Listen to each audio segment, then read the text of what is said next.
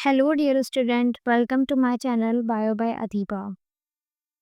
आज की वीडियो का टॉपिक है माइटोकॉन्ड्रिया। वीडियो को स्टार्ट करने से पहले मैं आप सबसे ये कहना चाहती हूँ, वीडियो पसंद आए तो लाइक करना और चैनल को सब्सक्राइब करना मत भूलना। अपने टॉपिक की तरफ आगे बढ़ते हैं। माइटोकॉन्ड्रिया और डबल मेम्ब्रेन बाउंड ऑर्गेनेल।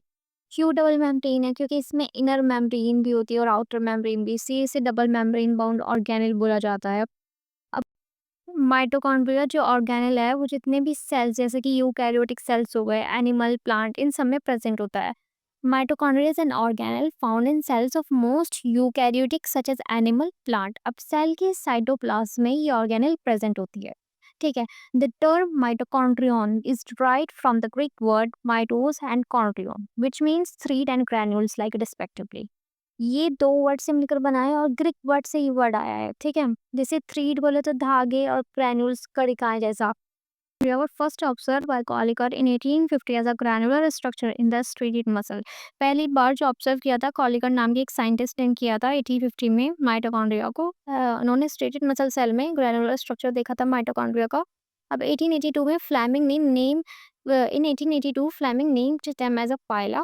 पाइला नाम दिया था फ्लेमिंग ने इसी ऑर्गेनेल को, और आगे चलकर जो रिचर्ड थे उन्होंने भी इसी ऑर्गेनेल को बायोक्लास्ट कहा। लेकिन जो आज का प्रेजेंट नेम है माइटोकॉन्ड्रिया वो असाइन किया था बेडा ने 1890। अगर हम शेप और साइज की बात करें तो वो वेरी करता है सेल के ऊपर। लेकिन शेप देख लेते हैं। द माइटोकॉन्ड्रिया में भी फिलामेंटस और granular club shape, vesicular ring और क्राउन शेप।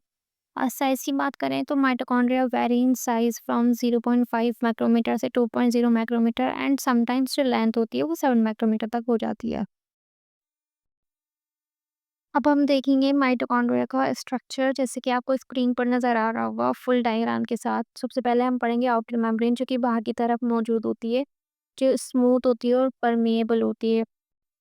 आउटर मेम्ब्रेन को स्मूथ और परमिएबल इसीलिए बोला जाता है, कुछ प्रोटीनेशियस चैनल लगे होते हैं जिसकी वजह से जो सब्सटेंस है वो इजीली पास हो जाता है इस मेम्ब्रेन से, तो इस वजह से इसे बोला, जैसे कोई भी मॉलिक्यूल या आयन हो वो इजीली पास हो सकता है, इसीलिए स्मूथ और परमेबल बोलते हैं। These membrane contains specific protein called troponins which form channels that allow small molecules such as ions and metabolites to pass through the membrane।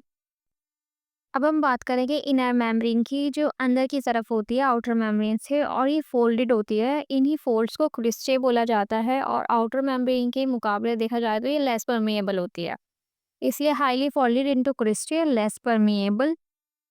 और अब हम बात करेंगे इंटर मेम्ब्रेन स्पेस की, जो दोनों जो हमने मेम्ब्रेन पढ़ी आउटर एंड द इनर, उसके बीच के स्पेस को इंटर मेम्ब्रेन स्पेस बोला जाता है, the space between the outer and the inner membrane. जैसे कि आपको डायग्राम में शो हो रहा है। अब हम पढ़ेंगे नेक्स्ट क्रिस्टेज एक फोर्स थे इनर मेम्ब्रेन में।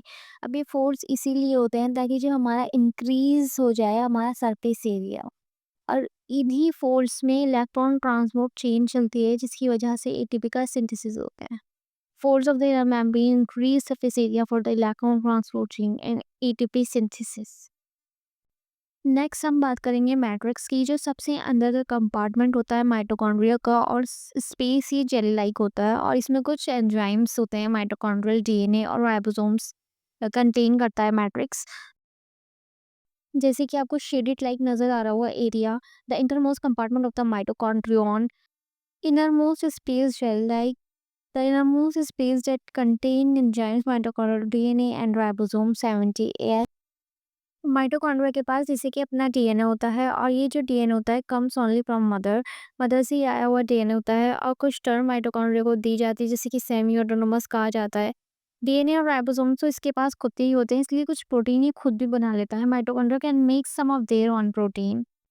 Power house of the cell भी बोला जाता है, क्योंकि ये प्रोड्यूस करता है सेल एनर्जी, और किस फॉर्म में करता है? एटीपी के फॉर्म में, एडिनोसाइन ट्राइफॉस्फेट। अब ये जितना भी प्रोसेस चलता है ये एरोबिक रेस्पिरेशन के थ्रू चलता है।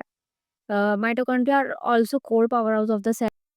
अगर हम फंक्शन की बात करें तो सबसे इंपॉर्टेंट इसका फंक्शन सेलुलर रेस्पिरेशन है। अब सेलुलर रेस्पिरेशन में एटीपी का प्रोडक्शन होता है, जैसे कि ग्लाइकोलाइसिस, साइटोप्लाज्म में क्रैब साइकिल, मैट्रिक्स में इलेक्ट्रॉन ट्रांसपोर्ट चेन, जो है वो इनर मेम्ब्रेन में, ये सारे प्रोसेस होकर एटीपी का प्रोडक्शन होता है।